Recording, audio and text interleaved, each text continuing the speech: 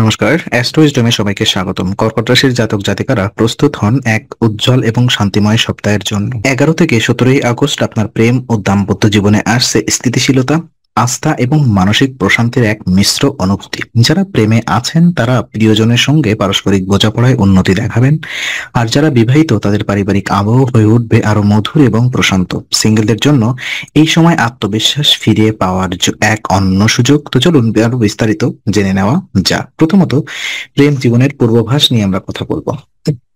এই সপ্তাহে কর্কট রাশির প্রেম জীবনে স্থিতিশীলতার ছোঁয়া পাবে। বৃহস্পতির প্রভাব প্রেমিক প্রেমিকার মধ্যে আস্থা ও বোঝাপড়াকে বাড়িয়ে তুলবে।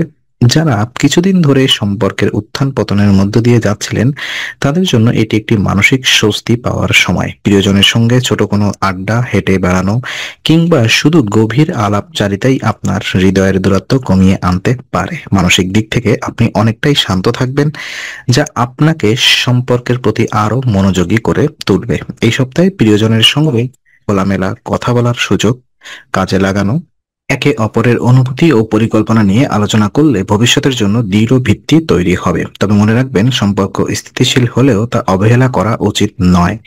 ব্যস্ততার কারণে দেখা না হওয়ায় অজুহাত দেবেন না, বরং সপ্তাহের মাঝে হলেও একটি সময় ঠিক করে মিলিত হন। যদি কোনো ভুল বোঝাবুঝি থেকে থাকে তা মেটানোর জন্য এটি সঠিক সময়। আপনার স্বভাবজাত কোমলতা ও সহানুভূতি এই সপ্তাহে সম্পর্ককে আগের চেয়ে আরো সুন্দর করে তুলতে সাহায্য করবে। বিবাহিত জীবনের পূর্বাভাস নিয়ে যদি কথা বলি, তো বিবাহিত কর্কট রাশির জাতকদের জন্য এই সপ্তাহ হবে প্রশান্তি ও বোঝাপড়ার। শনি নবম ঘরে থাকার কারণে পারিবারিক আবহ শান্ত থাকবে, যা দাম্পত্য জীবনে ইতিবাচক প্রভাব ফেলবে। আপনি এবং আপনার সঙ্গী একে অপরের দায়িত্ব ভাগাভাগি করে নেবেন, যা সম্পর্কের উপরে চাপ কমাবে এবং মানসিক স্বস্তি দেবে। যদি সম্প্রতি আপনার পিতা মাতার স্বাস্থ্যের অবনতি হয়ে থাকে, এই সপ্তাহে তার উন্নতির প্রবল সম্ভাবনা আছে। পরিবারের এই ইতিবাচক পরিবর্তন আপনার সঙ্গীকেও স্বস্তি দেবে এবং আপনাদের মধ্যে বোঝাপড়ার জায়গা আরো গভীর হবে। দাম্পত্য সম্পর্কে একসাথে সময় কাটানো এই সপ্তাহে গুরুত্বপূর্ণ ভূমিকা পালন করবে। বাইরে ঘোরা, সিনেমা দেখা বা ঘরে বসেই বিশেষ মুহূর্ত তৈরি, যে কোনো কিছুই সম্পর্ককে প্রাণবন্ত করবে। এছাড়া যদি দীর্ঘদিন ধরে কোনো বড় পরিকল্পনা যেমন বাড়ি বা গাড়ি কেনা হয়ে থাকে, তাহলে এই সময় আপনি ও আপনার সঙ্গী তা নিয়ে আলাপ করতে পারেন।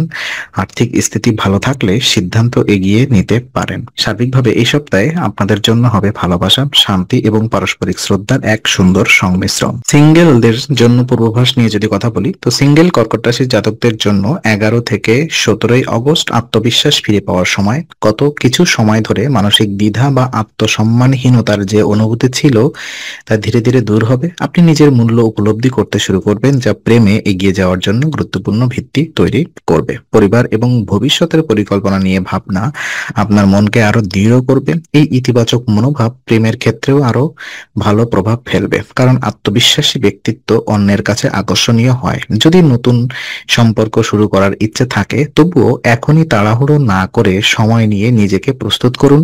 নিজের শখ, ক্যারিয়ার এবং ব্যক্তিগত উন্নয়নে মনোযোগ দিলে আপনি মানসিকভাবে আরো শক্তিশালী হয়ে উঠবেন। এই সময় আত্ম উন্নয়নমূলক কাজ যেমন পড়াশোনা, নতুন দক্ষতা অর্জন বা ভ্রমণ আপনার জীবনে ইতিবাচক পরিবর্তন আনতে পারে। মনে রাখবেন, ভালোবাসা কেবল সঠিক সময়ে সঠিক মানুষকে খোঁজার বিষয় নয়, এটি নিজেকে সঠিকভাবে প্রস্তুত করারও বিষয়। এই সপ্তাহ সেই প্রস্তুতির জন্য আদর্শ।